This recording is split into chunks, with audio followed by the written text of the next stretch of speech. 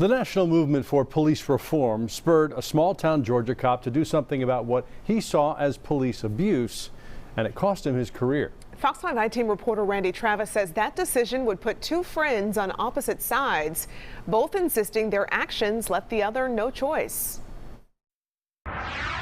Silver Toyota pickup. We're going up Pickett Hill now. The first case happened in May. Pull over. A confused 73-year-old man led Clayton police on a low-speed chase, suspected of driving under the influence. Sergeant Travis Gibson took charge. Put your hands up right now! I will shoot you! Alton Owens told them he couldn't figure out how to remove his seatbelt. Taser, taser, taser! Oh, get on the ground! Get on the ground! He was charged with a host of crimes, including suspected DUI.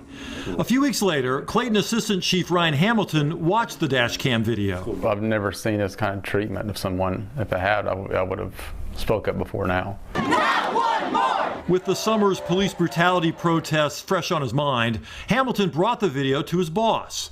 Chief Andy Strait did not share his concern. It's never pretty when you have to make an arrest. Hamilton had spent 15 years with Clayton Police. That's him there in front of Sergeant Gibson, the cop yelling in the video. Got to do what's right. And I did what's right. What he did would cost him his job. Hamilton recorded 20 seconds of the dash cam video off the evidence monitor and texted it to his fiancée. She works for the Rabun County DA. That's when they discovered prosecutors had their own concerns about two other cases involving Sergeant Gibson. 2 weeks after the low-speed chase, Gibson responded to a call of a jewelry store owner threatening people with a knife. The owner was unarmed when Gibson approached him. I own this jewelry store, don't I? Okay, if you... I am not an employee, I'm an employer. Okay, be quiet and let me finish talking. No, tell me what to... All right. Put your hands behind your back right now. All right, let's go. I'm done. You're not going to stand here and scream in my face. Hey, you lose anything in the store. You're fixing to end up on the ground, old man. You hear me? He hitting me. Go over there. Go over there. He hitting me. Go. And in April, Gibson encountered this woman who had refused to get out of someone's car. And I watched him and was pretty shocked. More shocked? Mm-hmm. We take de-escalation training for a reason. You don't have to slam somebody that hard just because they're not compliant. But around the same time, Chief Strait said he started having second thoughts about Gibson's actions with that DUI stop.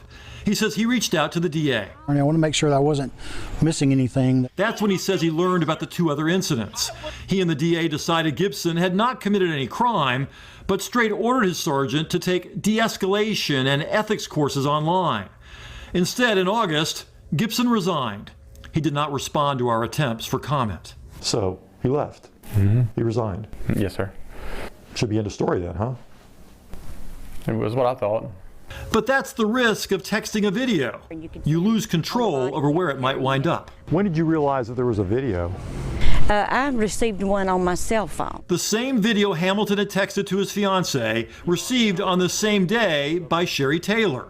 She's the daughter of the man in the truck who was tased and hit in the head. Taylor insists the video came from someone else in law enforcement, not Ryan Hamilton. Furious with what she saw, she would later share it with friends, arguing her father suffers from dementia. I thought it was pretty overkill. In October, Chief Strait confronted his assistant chief about the viral video. Hamilton admitted he was the source, but not the one who sent it to Taylor. It made no difference. To the chief, his longtime assistant had violated policy. If his motive was to try to help the department and he had no other issues, why force him to resign? It was just a broken trust there that couldn't be repaired. I worked with Ryan for so long. He and I were friends, and it really bothered me. It still does. It tears me up, because Ryan and I have been through a lot together, and that really bothers me. But in this case, I was left with no choice. But his friend believes in today's climate, he had no choice either. I just want people to know that I did the right thing. And it cost me, but it was still the right thing to do. Ryan Hamilton says he's through with law enforcement. The officer whose actions bothered him so much, working now for another agency. The small department of 12 is down to 10. And once again, looking for cops they hope the community can trust. In Clayton, Randy Travis, Fox 5 News.